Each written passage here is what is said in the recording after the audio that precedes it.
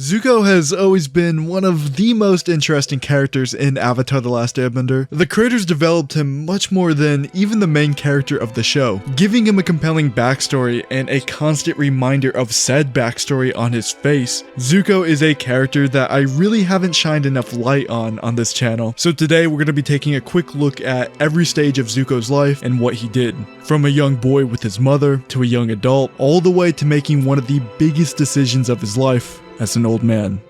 But before we get into that, here is a quick word from today's sponsor. This video is brought to you by Avatar Generations. Last month, Avatar Generations released a massive update surrounding Avatar Kyoshi and adapting the Rise of Kyoshi novel in-game. And this month, they're expanding even more. For a limited time, you'll be able to collect all new characters that were revealed visually for the first time last month in-game. These characters include Avatar Kyoshi's father, Kelsang, and Zhang Zhu. This update also includes an expansion for Avatar Aang's timeline, adding an all-new campaign that is canon to the Avatar franchise, featuring Pirate Captain Zhang from the Katara solo comic. Not only that, but we are also going to be getting a brand new villain to the Avatar universe, Captain Mamushi from the Fire Nation. Players will join Captain Zhang as she races against the clock to solve an ancient puzzle before the Fire Nation catches on to her. This update also adds the long-awaited Captain Mizaru as a collectible character, starting at the beginning of June. Avatar Generations will continue to add new and original content in addition to adding new avatars and their stories, so there is always something to look forward to. Please download Avatar Generations using my link in the description down below or in the pinned comment. The link works for both iOS and Android, and I cannot wait to see you all in-game.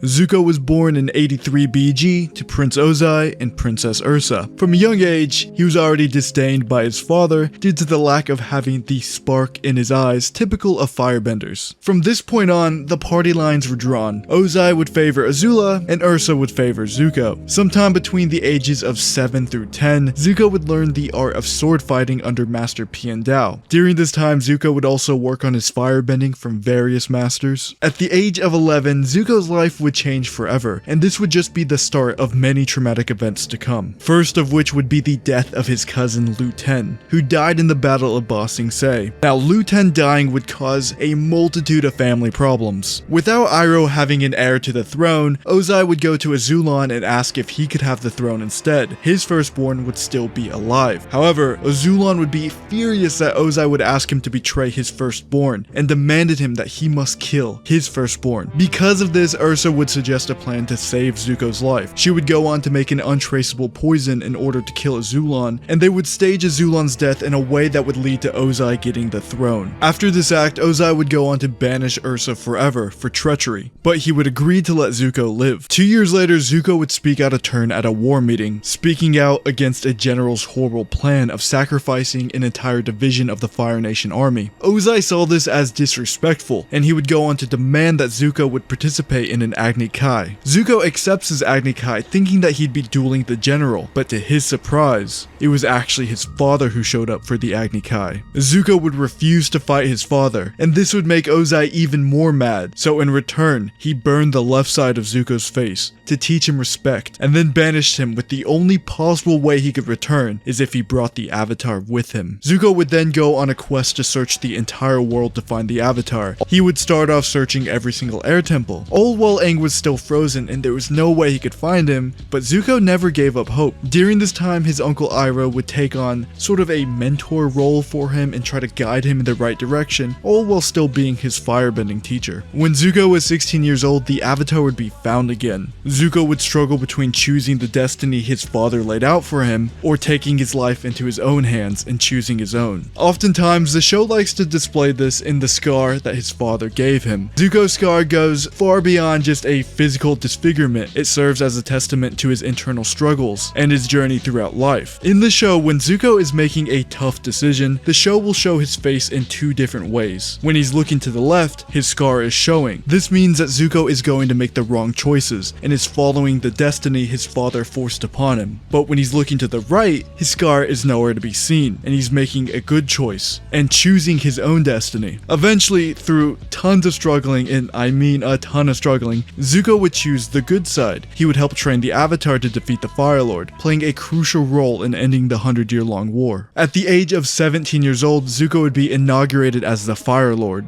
During Zuko's reign as the Fire Lord, he would find his mother and return her home to the Fire Nation. He was also probably the sole reason why we see most of the mixing of benders in The Legend of Korra. Zuko was literally the only person in power that was pushing against the Harmony Restoration movement, a movement made to separate the Fire Nation colonies from the Earth Kingdom. But Zuko drew a line at this city called Yudao. Zuko would see that the people in this city actually enjoyed living together and wanted to be together, so he pushed back against Aang's plans, and this had almost caused a massive war. But in the end, thanks to Katara, everything worked out. In Zuko's early 20s, he would find a baby dragon and take him in. This dragon would later be named Druk. Druk would become Zuko's loyal companion. They would fly all around the world together. Zuko is now in his mid to late 20s. During this time, him and Aang would focus on fixing the old Harmony Restoration movement. They would now take the old Fire Nation colonies and turn them into the United Republic nations. After this, they would go on to create Republic City, which would serve as the capital and home to all nations. Zuko would also settle down and start a family with a woman who hasn't been revealed yet. He would have one child, a daughter named Izumi. We are now entering the final stage of Zuko's life. Zuko is now 74 years old, but unfortunately for him,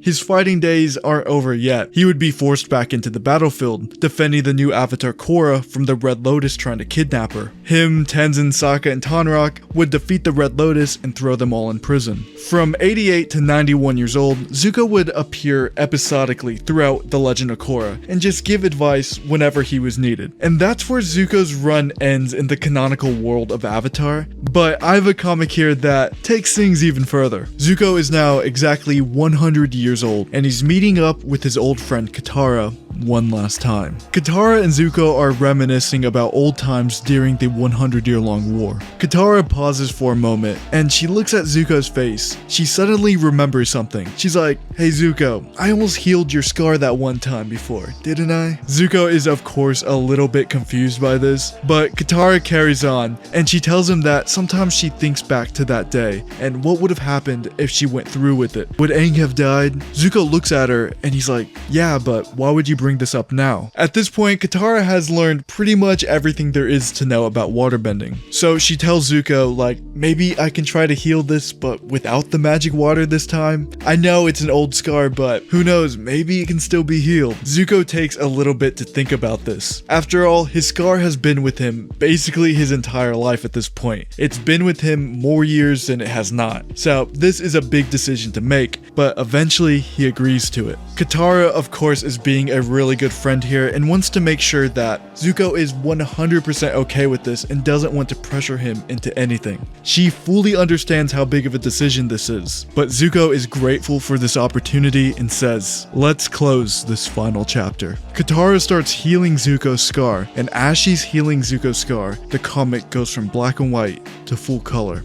And after Katara's done, she tells him to take a look, and Zuko walks over to the river. He looks in his reflection, and he sees his younger self without the scar. Alright, hope you guys enjoyed that video. Once again, thank you so much to Avatar Generations for sponsoring today's video. The link is in the description down below for both iOS and Android, so please go down there and download it. I promise the game really is worth your time. It's a lot of fun. Anyways, that's about it. Peace.